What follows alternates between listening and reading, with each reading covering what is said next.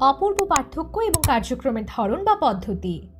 সচেতন মন হলো একটি জাহাজের চালক বা ক্যাপ্টেনের মতো। তিনি জাহাজ পরিচালনা করেন। তিনি ইঞ্জিন রুমের নারী পুরুষদেরকে হুকুম করেন। তারা হুকুম মাফিক বয়লার, যন্ত্রপাতি, গজ ইত্যাদি চালায়। ইঞ্জিন রুমের মানুষজন জানে না তারা কোথায় যাচ্ছে। তারা শুধু আদেশ মেনে চলে। জাহাজের ক্যাপ্টেন যদি কম্পাস, সেক্সট্যান্ট এবং অন্যান্য যন্ত্রপাতি দেখেও ভুল নির্দেশ দেন, তাহলে তারা জাহাজ নিয়ে পাহাড়ের গায়ে বাড়ি খাবে। ইঞ্জিন রুমের লোকে তার হুকুম মেনে চলে, কারণ তিনিই দায়িত্বে রয়েছেন, কারণ তিনি জানেন তিনি কি করছেন। ক্রুরা ক্যাপ্টেনের কথার প্রতিবাদ করে না, শুধু তার হুকুম তামিল করে চলে। ক্যাপ্টেন জাহাজের প্রভু এবং তার সিদ্ধান্ত মেনে চলা হয়। একইভাবে আপনার চেতন মন তেমনি আপনার জাহাজ, অর্থাৎ আপনার শরীর, আপনার পরিবেশ, আপনার কর্মকাণ্ড ইত্যাদি সব কিছুর প্রভু। আপনি আপনার অবচেতন মনকে যা হুকুম করবেন তাই সে মেনে নেবে, আর এই হুকুম দেবে চেতন মন, যা সে বিশ্বাস করে তার উপর ভিত্তি করে। অবচেতন মন যে নির্দেশ পায় তা নিয়ে কদাপি প্রশ্ন তোলে না। আপনি যদি বারবার নিজেকে শোনাতে থাকেন, আমি এটা কিনতে পারবো না, আপনার অবচেতন মন কিন্তু তাই মেনে নেবে। সে দেখবে আপনি যা চাইছেন তা কিনবার মতো অবস্থানে আপনি নেই। আপনি যতক্ষণ বলতে থাকবেন আমি ওই গাড়িটি কিনতে পারবো না, আমি ওই ছুটিটি কাটাতে যেতে পারবো না, কিংবা ওই বাড়িটি কিনবার মুরদ আমার নেই, আপনি নিশ্চিত থাকতে পারেন আপনার অবচেতন মন আপনার এই নির্দেশগুলোই মেনে নেবে। গত ক্রিসমাসে নিনা নামে একটি মেয়ে সাউদার্ন ক্যালিফোর্নিয়া ইউনিভার্সিটির ছাত্রী বেভারলি হিলসের নামি দামি শপিং এলাকায় ঘুরে বেড়াচ্ছিল। তার মনে অনেক প্রত্যাশা। সে নিউ ইয়র্কের বাফেলোতে তার পরিবারের সঙ্গে ছুটি কাটাতে যাবে। নিনা একটি দোকানের সামনে দিয়ে যাচ্ছে। জানালায় একটি চমৎকার স্প্যানিশ লেদার শোল্ডার ব্যাগ তার নজর কেড়ে নিল। সে তৃষিত নয়নে ওদিকে তাকিয়ে থাকলো, কিন্তু ব্যাগের গায়ে লাগানো প্রাইস ট্যাগের দিকে চোখ পড়তে সে আটকে উঠল। সে প্রায় নিজেকে বলতে যাচ্ছিল, আমি অত দামি ব্যাগ জীবনেও কিনতে পারবো না। তখন তার আমার একটি লেকচারের কথা মনে পড়ে গেল। আমি বলেছিলাম কখনো নেতিবাচক মন্তব্য করতে নেই, সব সময় ইতিবাচক মন্তব্য করবে এবং দেখবে কত আশ্চর্য ঘটনা ঘটে যায় জীবনে। নিনা কাচের জানালা দিয়ে তাকাতে তাকাতে মনে মনে বলল, ওই ব্যাগটি আমার, ওটি বিক্রি হবে। আমি মনে মনে ওটি কিনে নিলাম। আমার অবচেতন মন জানুক যে ওটি আমি পেয়ে গেছি। সেদিন সন্ধ্যায় নিনার সঙ্গে তার ফিয়ান্সের দেখা হলো ডিনারে। সে দামি র্যাপিং পেপারে মোড়া একটি উপহার নিয়ে এসেছে হবু স্ত্রীর জন্য। নিঃশ্বাস বন্ধ করে র্যাপিং পেপার খুলল নিনা। ভেতরে সকালে দোকানে দেখা সেই দামি চামড়ার ব্যাগটির মতো হুবহু আরেকটি ব্যাগ। নিনা তার মনকে প্রত্যাশায় ভরে দিয়েছিল। তারপর সে অবচেতন মনকে সেই প্রত্যাশার কথা জানিয়েছে এবং তার প্রত্যাশাও পূরণ হয়েছে। পরে নিনা আমাকে বলেছে, ওই ব্যাগটি কেনার মতো টাকা আমার কাছে ছিল না, যদিও এখন ওটির মালিক আমি। আমি শিখেছি কোথায় টাকা সহ আমার প্রয়োজনীয় সবকিছু জিনিস মিলবে, আর তা হলো আমার ভেতরকার অসীম রত্ন ভাণ্ডার। কিভাবে তার অবচেতন মন সাড়া দিয়েছিল। মাস কয়েক আগে রুথ নামে এক মহিলার চিঠি পাই আমি। তিনি আমার এক লেকচারে উপস্থিত ছিলেন। তিনি লিখেছেন, আমার বয়স ৭৫, বিধবা, একটি বড়সড় পরিবার আছে আমার। তা সত্ত্বেও আমি একা থাকি, অল্প পেনশন পাই, আমার সোশ্যাল সিকিউরিটি আছে। আমার জীবন মনে হচ্ছিল নিষ্করুণ, অসহায়।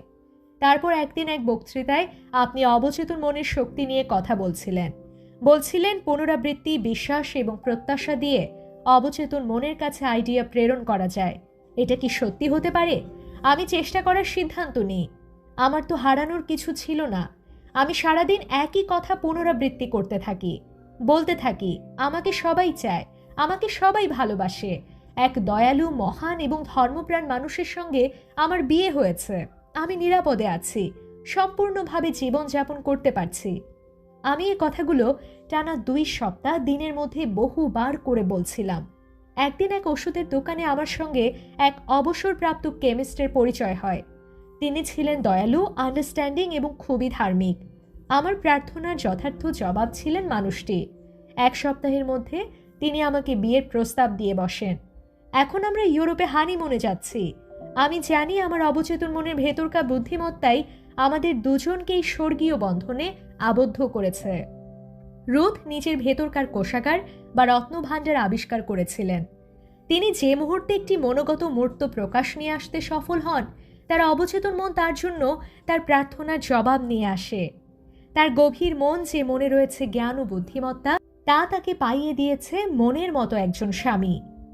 যে কথাগুলো মনে রাখবেন: 1. রত্নভাণ্ডারটি আপনার ভেতরেই রয়েছে। আপনার মন যা চায় তার জবাবের জন্য ভেতরে তাকান। 2. যুগে যুগে খ্যাতিমান মানুষদের গোপনীয়তা ছিল তাদের অবচেতন মনের সঙ্গে যোগাযোগ এবং ক্ষমতা নিঃসরণ। আপনিও একই কাজ করতে পারবেন। 3. আপনার অবচেতন মনেই রয়েছে সকল সমস্যার জবাব। আপনি ঘুমাতে যাওয়ার আগে যদি অবচেতন মনকে বলেন, আমি ভোর 6টায় ঘুম থেকে উঠতে চাই, ঠিক 6টার সময় আপনার ঘুম ভেঙে যাবে। 4. আপনার অবচেতন মন আপনার শরীরের সংগঠক এবং আপনাকে সে সুস্থ করে তুলতে পারে। প্রতি রাতে ঘুমাবার সময় নিজেকে ঘুম পাড়ানি ঘুমের মতো শুনিয়ে দিন আপনি সুস্বাস্থ্যের অধিকারী হতে চান। আপনার বিশ্বস্ত ভৃত্য অবচেতন মন আপনার আদেশ পালন করবে। 5. প্রতিটি চিন্তার পেছনেই থাকে একটি কারণ এবং প্রতিটি পারিপার্শ্বিক অবস্থা হলো একটি ফলাফল। 6. আপনি যদি একটি চমৎকার বই বা নাটক লিখতে চান অথবা দর্শকদের সামনে সুন্দর বক্তৃতা দিতে চান, আইডিয়াটি আপনার অবচেতন মনকে শোনান, সে পরিবেশ পরিস্থিতি অনুযায়ী সাড়া দেবে। 7. আপনি একটি জাহাজের ক্যাপ্টেনের মতো, তাকে সঠিক হুকুমটি দিতে হবে, নইলে ধ্বংস হয়ে যাবে জাহাজ। একইভাবে আপনার অবচেতন মনকে সঠিক হুকুমটি দিতে হবে। মনে রাখবেন, আপনার অবচেতন মন আপনার সকল অভিজ্ঞতার নিয়ন্ত্রক এবং পরিচালক। 8. কখনো এমন কথা বলবেন না যে আমি এটা পারবো না। আপনার অবচেতন মন কিন্তু তাই ধরে নিয়ে বসে থাকবে। সে দেখবে অমুক জিনিসটি কেনার টাকা বা সামর্থ্য আপনার নেই। দৃঢ়ভাবে বরং বলুন, আমি আমার অবচেতন মনের শক্তি দিয়ে সকল জিনিস করতে পারি। 9. জীবনের আইন হলো বিশ্বাসের কানুন। একটি বিশ্বাস হলো আপনার মনের চিন্তা, যা আপনাকে আঘাত করতে পারে কিংবা ক্ষতি করতে পারে। সেরকম কিছুতে বিশ্বাস করছেন না। নিজেকে সমৃদ্ধশালী, অনুপ্রাণিত, শক্তিশালী এবং সুস্থ করতে আপনার অবচেতন মনের শক্তিতে বিশ্বাস রাখুন। 10. চিন্তাভাবনাগুলোতে পরিবর্তন আনুন এবং বদলে ফেলুন আপনার নিয়তি। আপনার মন কিভাবে কাজ করে? আপনার মন আপনার সবচেয়ে মূল্যবান সম্পদ। এটি সবসময়ই আপনার সঙ্গে আছে, তবে এর অত্যাশ্চর্য শক্তির অধিকারী তখনই হতে পারবেন যখন এটিকে ব্যবহার করতে শিখবেন। আমরা দেখেছি মনের 2টি লেভেল বা মাত্রা রয়েছে। একটি হলো চেতন বা বিচার বুদ্ধি সম্পন্ন লেভেল, অপরটি অবচেতন বা অবিচার বুদ্ধি সম্পন্ন লেভেল। আপনি আপনার চেতন মন নিয়ে চিন্তা করেন এবং আপনি যা ভাবতে অভ্যস্ত তা আপনার অবচেতন মনের কাছে পৌঁছে যায় এবং আপনার চিন্তার প্রকৃতি অনুযায়ী তা পরিবেশ তৈরি করে। এটি সৃষ্টিশীল মন। আপনি সুচিন্তা করলে ভালো কিছু আপনাকে অনুসরণ করবে। আপনি সুচিন্তা করলে খারাপ কিছু আপনার পিছু নেবে। এভাবেই আপনার মন কাজ করে। সবচেয়ে জরুরি যে কথাটি মনে রাখা উচিত তা হলো, একবার অবচেতন মন কোনো আইডিয়া গ্রহণ করলে তা বাস্তবায়নের জন্য কাজ শুরু করে দেয়। এটি সত্যি আশ্চর্য এক সত্য যে অবচেতন মনের আইনই হলো খারাপ এবং ভালো আইডিয়া নিয়ে কাজ করা। এই আইন যদি নেতিবাচকভাবে প্রয়োগ করা হয় তাহলে আসে ব্যর্থতা, হতাশা এবং অশান্তি। আর আপনার অভ্যাসগত চিন্তা ভাবনা যদি হয় সুন্দর, সাজানো গোছানো এবং গঠনমূলক, আপনি পাবেন সুস্বাস্থ্য, সাফল্য, সমৃদ্ধি। আপনি যদি সঠিকভাবে চিন্তা ভাবনা করতে থাকেন, মনের শান্তি এবং সুস্বাস্থ্যের একটি শরীরের অধিকারী অবশ্যই হতে পারবেন।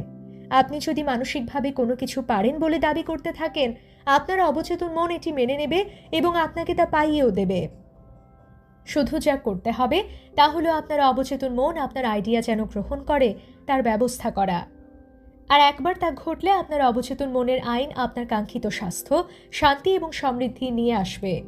আপনি আদেশ দিন, আপনার অবচেতন মন বিশ্বস্ততার সঙ্গে এই আইডিয়াটি পুনঃ উৎপাদিত করবে।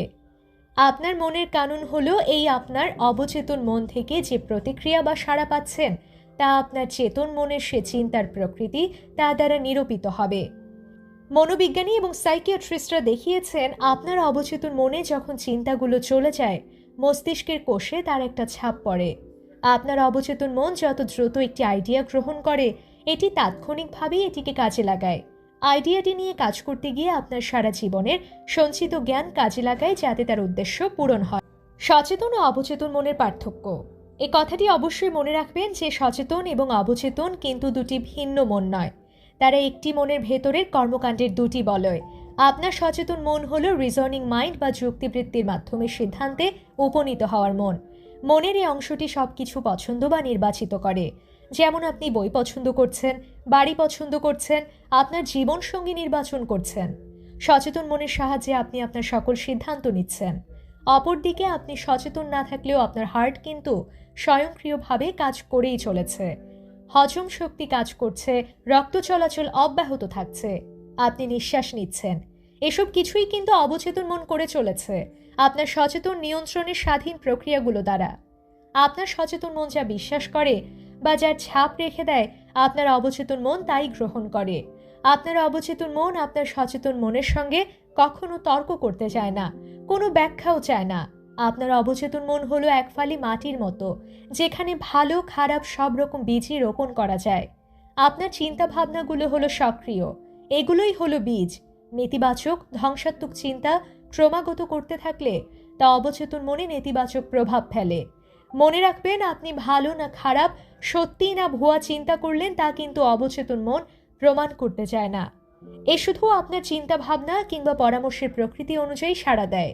উদাহরণ হিসেবে বলা যায়, আপনি যদি সচেতনভাবে কোনো কিছু সত্যি বলে ধারণা করেন, তা যদি মিথ্যাও হয়ে থাকে, আপনার অবচেতন মন এটিকেই সত্য বলে মেনে নেবে এবং এর ফল লাভে সচেষ্ট হবে, কারণ আপনি একে সত্য বলে অনুমান করেছেন। মনোবিজ্ঞানীদের গবেষণা। মনোবিজ্ঞানী সহ অন্যান্যরা মানুষজন সম্মোহন করে অসংখ্য গবেষণা বা পরীক্ষা নিরীক্ষা চালিয়েছেন। এসব গবেষণায় এটি পরিষ্কারভাবে উঠে এসেছে যে কোনো রিজনিং প্রসেসের জন্য প্রয়োজনীয় নির্বাচন বা তুলনা অবচেতন মন করে না।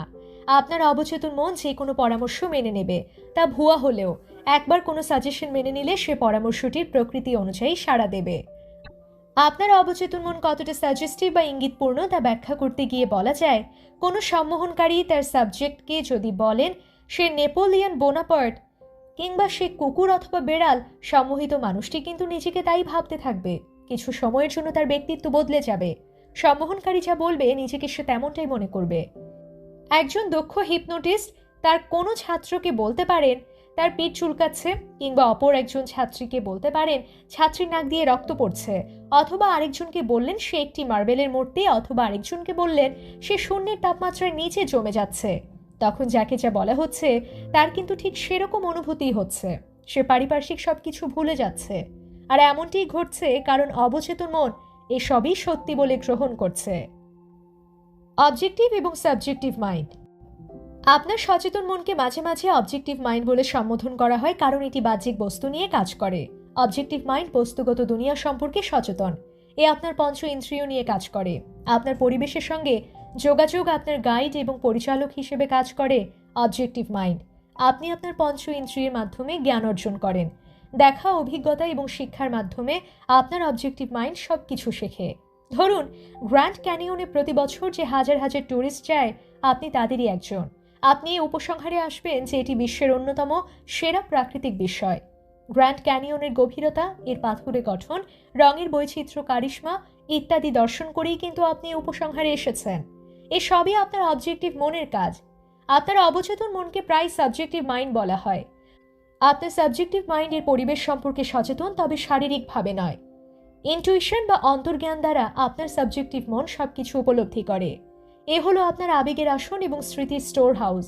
যখন আপনার বস্তুগত সেন্সগুলো কাজ করে না, তখন আপনার সাবজেক্টিভ মাইন্ড সর্বোচ্চ পর্যায়ে কাজ করে চলে। অবজেক্টিভ মাইন্ড যখন ঘুমন্ত বা সুপ্ত অবস্থায় থাকে, এই বুদ্ধিমত্তা তখন নিজেকে জানান দেয়।